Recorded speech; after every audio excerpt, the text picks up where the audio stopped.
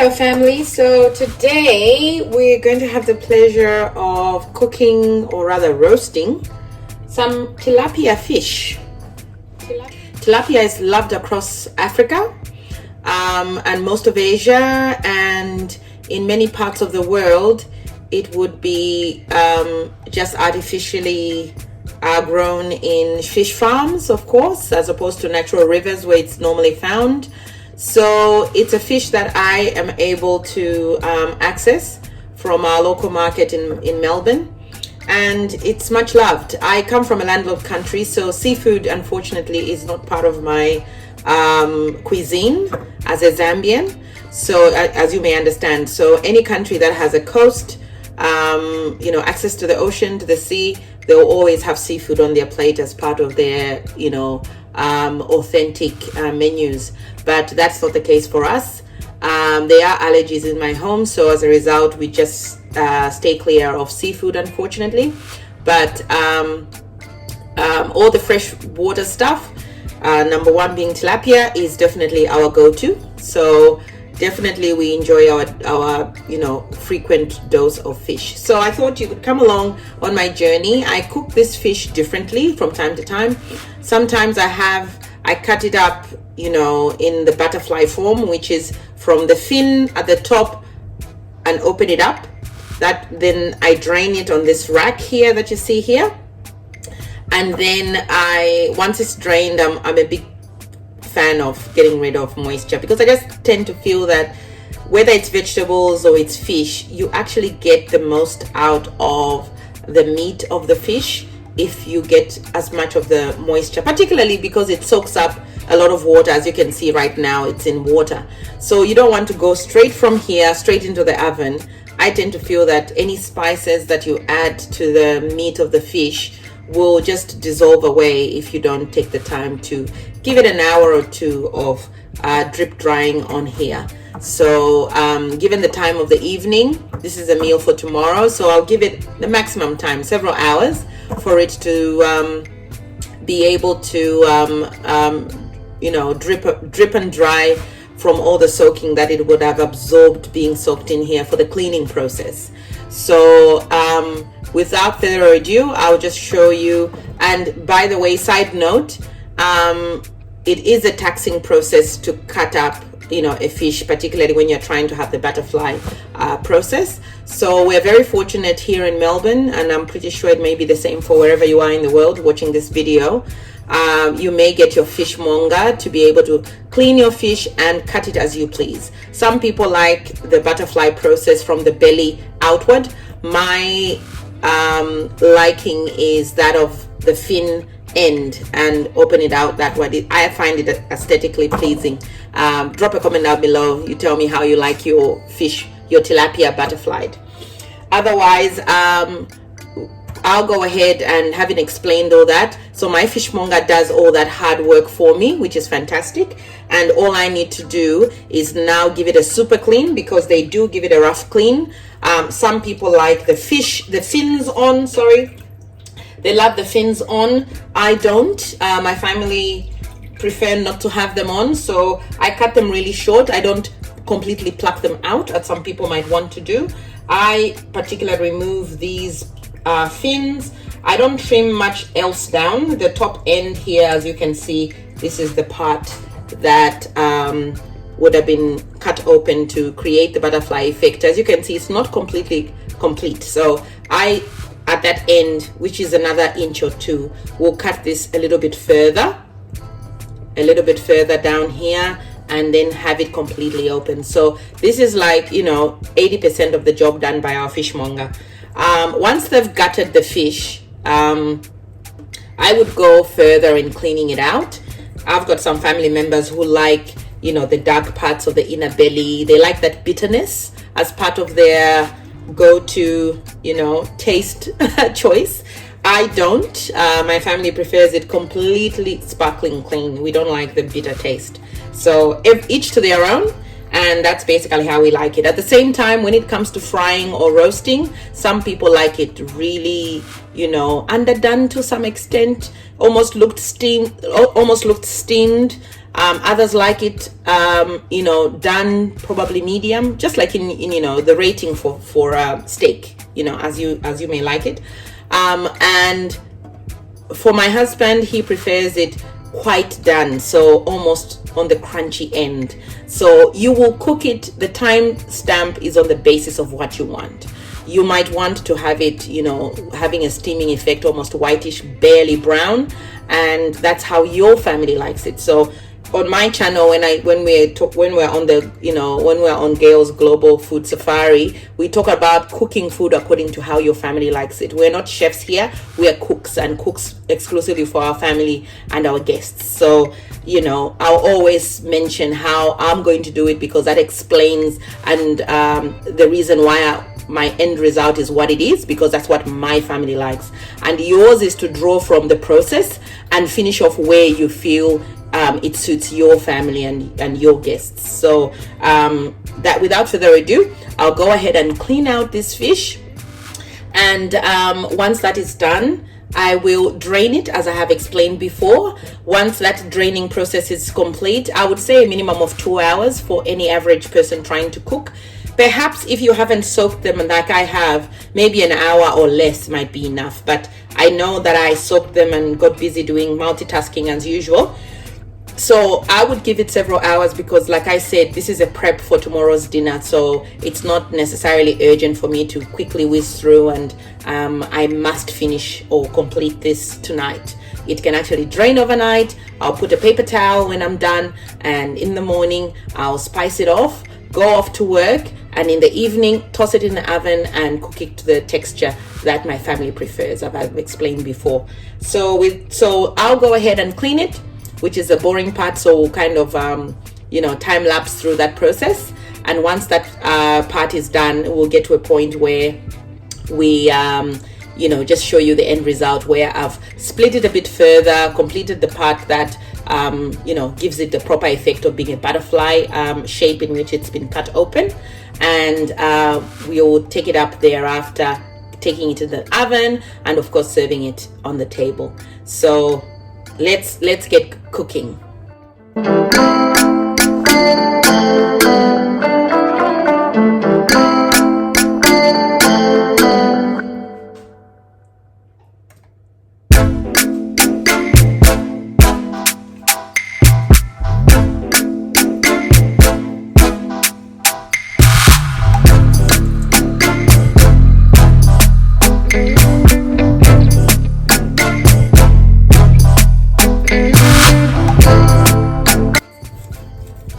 So this is me finishing off that butterfly effect of cutting it all the way through and just leaving the belly as the main attachment of the two halves, if that makes any sense. Okay, and the same goes for the mouth. That has to be cut in half. You can see here my fishmonger did clean, you know, the worst mark of it all, but this particular person didn't remove the gills. And once again, some people love the gills, they'll cook this fish with the gills.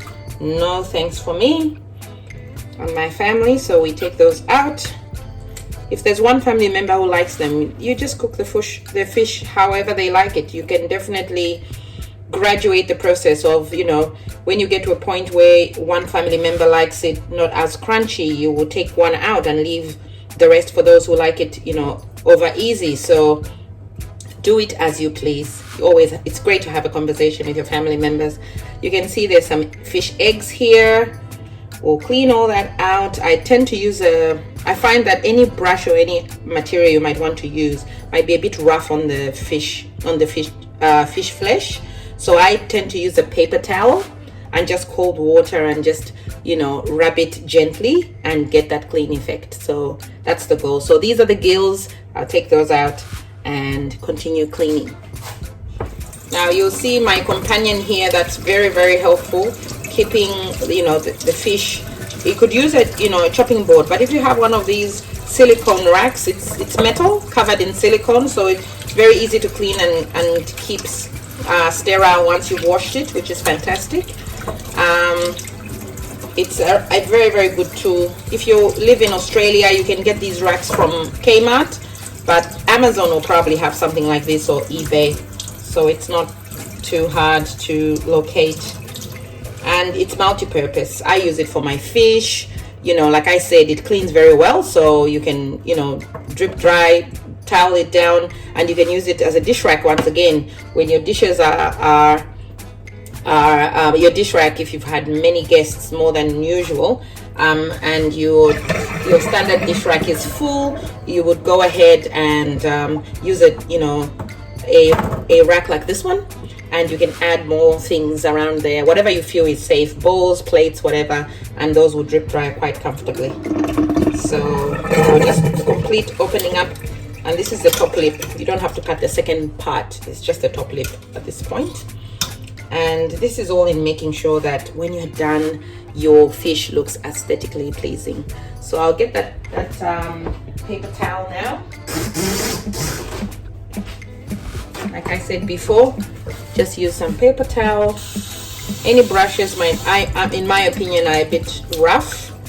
This just does the job without any elbow grease whatsoever required. And like I said, your fishmonger's done most of the work. So for you, it's just to make sure that you've got all the scales are gone, the inner part of the belly is clean, if that's how you like it, your gills are out, and you see here I can flip it, and you know, so the gills that belong in those spaces are all gone. And some people like to just either fry or roast it as is, but like I said before, I prefer to trim, not to necessarily pluck out the fins, but just to trim all the way down. My kitchen scissors do a very good job. They're very sharp, and you know, that job is done very simply. I'll trim those ends as well. Sometimes I do, sometimes I don't, not particularly for those ends, but for these 4 fins, they definitely go all the time. So that is gone, and then I'll go as far as just making sure that, you know, the gills are properly gone. You'll find that even on the face, believe it or not, the face of the fish, lack of a better term, around here will still have bits and pieces left. So just give that second, you know, round of descaling, making sure all around you just use your, you know, your knife. Even a table knife will do. It doesn't have to be a sharp knife to clean this, to clean your fish. But you know, like I said, the hard work is done by your fishmonger, who are fantastic, thanks to them. And as busy, you know, hosts out there, whether you're just by yourself or you've got a family, or you just like to have more people at your table, it halves the job if you can get your fishmonger to clean this. So hopefully everyone out there who watches this video gets that sort of help. It's really a godsend, because there's nothing more annoying than trying to clean a fish. It's a lovely result when it's cooked and you enjoy to eat it, but the preparation can be painstaking if you don't have that first part being done by your fishmonger at your favorite fish place. So that, in my opinion, is complete, and I'll just rinse it out with cold water. You don't want to blanch your fish before you cook it, so don't use warm water or hot water. I would recommend, highly recommend, cold water. So that's our fish, sparkling in my opinion, to be nice and clean.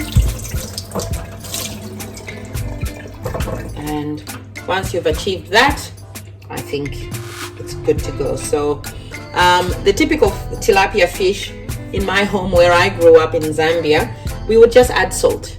I've given my fish preparation a bit of a twist in my own home, in addition to what my mother had shown me, or you know, as to what to prepare. So I'll quite happily add a bit of garlic, black pepper, you know, obviously salt, and a drizzle of olive oil, whatever oils, you know, is in your pantry. just to make sure that it doesn't stick. The other next process as well is to identify a good solid, roasting pan. I can see this one is nice and deep and very, very heavy, so you're not going to have you're going to have some heat protection. Yes, your oven does regulate the heat, but once again, like I always say, your cooking utensils set you apart in terms of the end result when you're finished preparing your meal, on the basis of having good apparatus when you're trying to cook a meal. So there's that. And at the same time, I also use baking paper. That's the brand that I use. Accessible here in Melbourne, but I think it's an international brand, so you can find it anywhere. Of course, the name brand is not the point. The point here is for you to know that baking paper goes a long way. So you apply that in equal amount to your pan, and then once you've cut it off, and I will demonstrate that a little bit later. And you can drizzle a little bit of olive oil on there, being my chosen oil, and then take your fish and put it on there.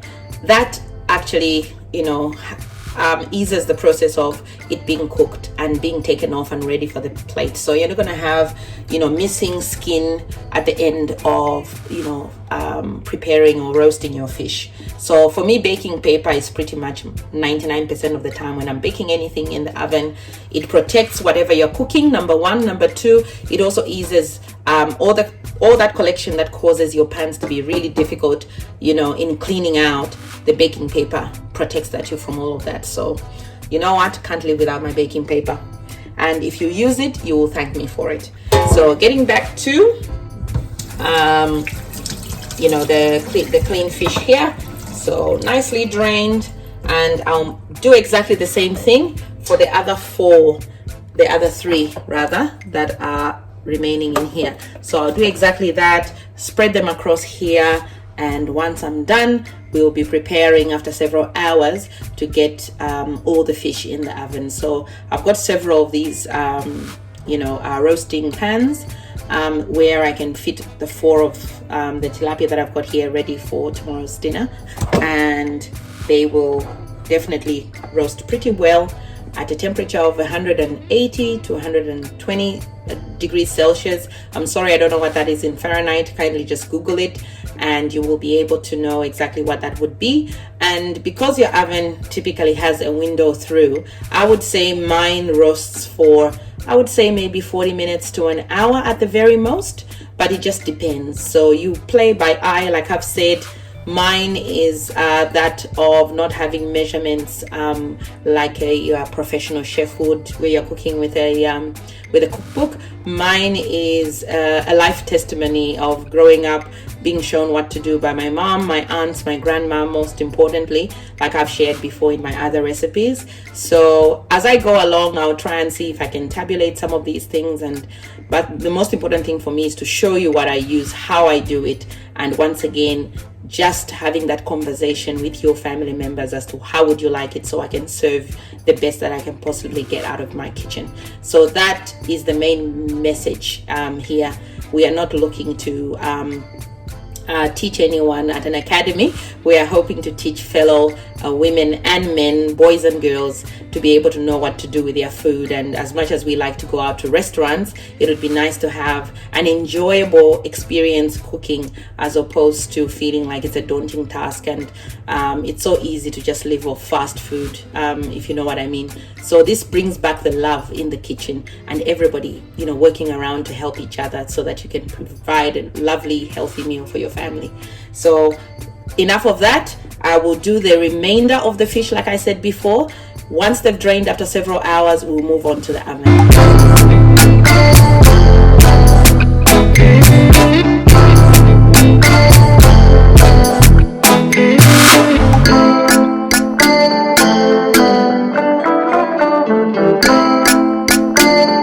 So as you can see, that's a demonstration of how you should line your baking sheet on your oven pan. You don't want to, your oven tray, you don't want to have it on the edge, that simply means all the spillages, all the juices from whatever you're trying to roast will go underneath. And like I said, this paper performs a dual role. You want it to protect as an extra layer of ensuring that you don't have your meat or chicken, whatever it is you're roasting, touching the base of your pan and, you know, being ripped apart, because most of the times these things end up being very tender and nicely cooked, but then it gets ruined because you didn't know to use baking sheets to assist with ensuring that it comes out whole and delicately onto your plate. At the same time, it also helps with the cleaning process. I've owned these baking sheets for several years and they've kept really clean and nice because the baking tray assists in protecting that. So that's exactly what you do for that. So it's been several hours and my lovely tilapia has drained to my satisfaction. Like I said before, there are some other processes that you can go through. Like I said, the draining process could be cut down to maybe 30 minutes at least. If you're in a hurry, try to avoid to soak it like I did before in the first place, so then you don't have so much of a saturation issue in the first place. So just, you know, clean it out in either shallow water or clear running water from the tap, as opposed to soaking and sitting in the water immersed for a period of time. So avoid that altogether, because you are going to cut out on the need to drain it so that it doesn't necessarily disturb the taste of the meat, having taken it straight into the oven with too much moisture within the meat. It's as clean as my family likes it, and you know, a little bit of olive oil there will just make sure that you don't have too much adherence on the baking paper, and the same here. So it literally do just slide off. So you do that, and some iodized salt is my preference, so I would salt the inner part, at the same time salt the skin, gives it that nice crunch. And my go-to for fish, I like some Robertson's veggie seasoning. Anyone from Africa knows Robertson's, which is a South African product.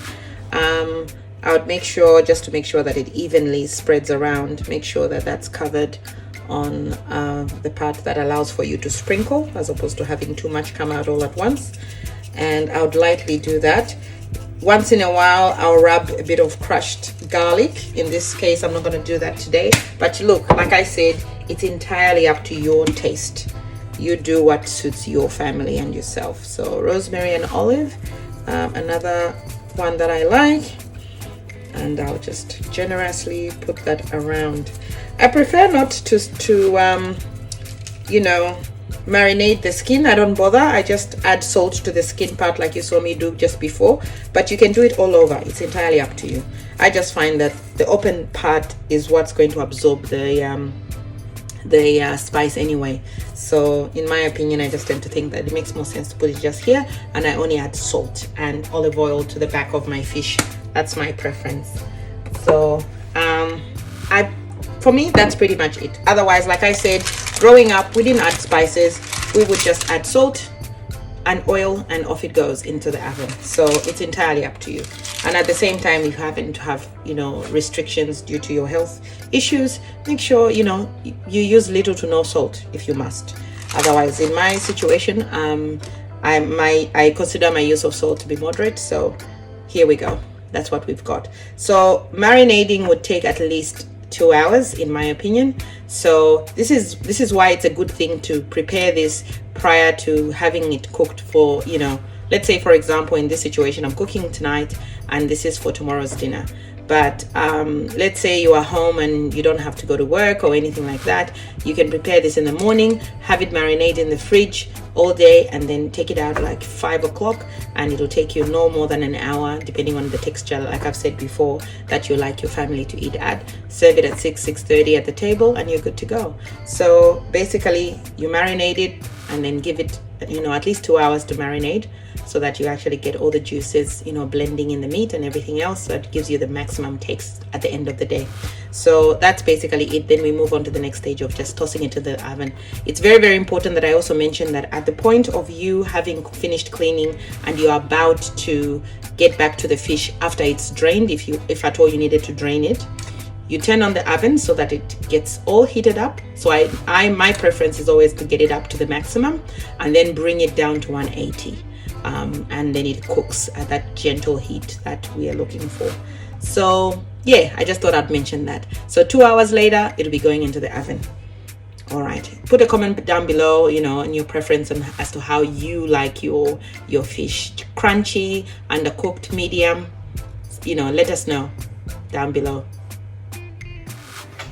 And you can see, I will also mention that I ended up adding garlic, some minced garlic, because my husband asked for some. So like I said, it's a conversation. Cook what your family prefers to have. So this is me cooking in advance. Like I said, working mom, busy, things to do. You want to, you know, cook twice, maximum 3 times a week at any given time, and this keeps really, really well in the fridge.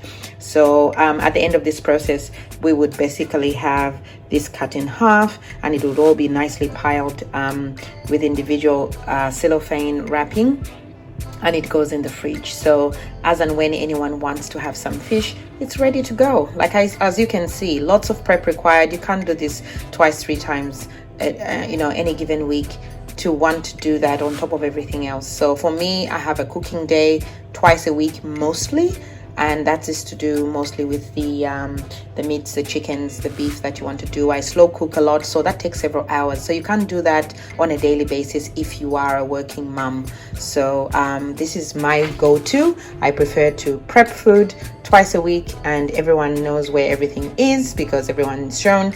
And like I said, you know, in my home, there's lots of help that comes around. I don't cook exclusively all by myself. My husband is a very big participant in his favorite dishes as well that we all enjoy. So it's always fun to have a meal at our home. So that's the 4th fish. And just a recap of the ingredients that we used: some olive oil, some minced garlic, some veggie seasoning from Robertson's, famous from South Africa, and that's another rosemary and olive, and that also is just from a local store. So how you choose to season your fish is entirely up to you. These are the preferred, and it changes all the time. It's not a staple. I basically season according to how we feel, the time of year, whatever's going on. We just go, what are we going to spice it with this time? So it always tastes different at any given time. So at this point, I will be going straight into the oven, and like I said, it's a 40-45 minute maximum to an hour cooking time, and it's all the 3 layers of the oven that will be cooking our fish all in one go. Once again, trying to save time, so all at once. But of course, if you've got lots of time on your hands, you can just use 2 trays and then come back for the 3rd one. But for me, this is how I do it. And at the same time, I also swap around. So as you can imagine, every layer has different temperature exposure. So my way of beating that process of having all 3 going at once is to, every 10 to 15 minutes, come around, have a look through the glass, see how far the fish has gone in terms of browning and caramelizing, and I will take the top one, bring it to the bottom, take the top one, come to the top, and that way I keep it a 100, where I just managed to do everything within an hour, and it's all done at that point. Hi folks, so we've marinated for enough time, and like you can see here, it's at 180 degrees, ready to go. And so here we go. So top level, there we are, nice and warm. My other oven pan is very deep, so it wouldn't necessarily fit in the bottom, but this one does, so that automatically goes to the bottom. And the very last one is over here. That's the deep pan I was speaking of. It's narrow, but it's deep, so this one goes to the middle. And that's our tilapia ready to go. So that will be rotated from time to time. If that one gets brown, I'll remove that, bring it to the bottom, take the bottom one, bring it to the top so it has more exposure to heat, and all of it will be ready in no more than an hour. So like I said, 45 minutes to an hour, but you just have to keep an eye on it. Okay, so looking through the glass, you can see that the top one has started to brown pretty well, and excuse the the mist there, just because the heat was coming through. And you can see that the lower one is barely browned yet. So the one thing to be done here is to take the top one, give it a go at the bottom,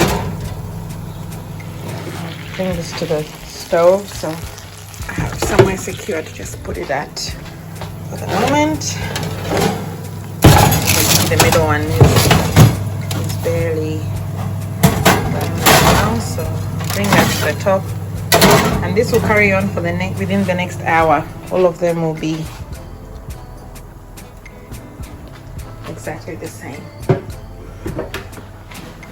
So this one goes to the middle here, you can see, and I'll be back in 15 and do the same up until they are all browned and all ready to the texture that we all prefer as a family. Okay folks, so this is the end. Oh wow, looking really good. So we've pretty much reached the end of each and every one of these oven platters. They have come out so well. That's number 2. And last but not least, the other 3. So this is what we have. Okay, so the cleaning process, without having to be slow in trying to demonstrate and explain everything, all these 4 fish would take me 15 minutes to clean out. Spicing 5 minutes, leave it to marinate minimum 2 hours, and then go into the oven for no more than an hour, anything between 45 minutes to an hour at about 180 to 200 degrees. Always checking every 15 minutes or so, particularly when you're roasting a lot, because there are a few trays there. You need to give them all equal opportunity to have some heat applied, because at every level it's a different temperature, as you can imagine. So yeah, you can't walk away and do other things when you are preparing this meal at this magnitude. You need to make sure you're not you're close by, so that you don't have it going beyond where you would want it to be at. So basically this is our tilapia fish roasted and ready to go. So I'll film the bit where I've cut them into halves, detached the butterflies like this one that's still attached. I'll simply cut it in the middle there, and then put some baking sheets in between each piece, piled one on top of the other into sizable lunch boxes. It'll go into our big fridge where we keep all our bulk items, and everyone can have fish as and when they want to. Just gives us some flexibility, and I don't have to be tied to the stove all week long in a way. So it actually helps to just have a cook day. Mine, like I've said in the past, are about twice a week on a typical week without any other things that we may be celebrating as a family. Twice a week is pretty much what I do with cooking for the family. Okay, so I hope you've enjoyed this segment of tilapia, and I tell you, it smells so good, and I'm pretty sure it will taste just as good as it smells. Thank you everyone, and have a good time, and hopefully you will have an opportunity to try this out as I do it. For my family, you can have the liberty to have a twist of your own, and please share, put a comment down below, and tag me on Aussie Brown Gale on Instagram, all in one word, and you can find me there, and tag me your pictures of what your trials are, whatever it is. It doesn't have to be tilapia. We are all loving to cook, and we're trying to ensure that everyone participates. Mom, dad, brothers and sisters, everyone sits to eat together, and we should cook together. That makes a happy family. All right, everyone, till the next episode. Thanks a lot and bon appetit. Bye.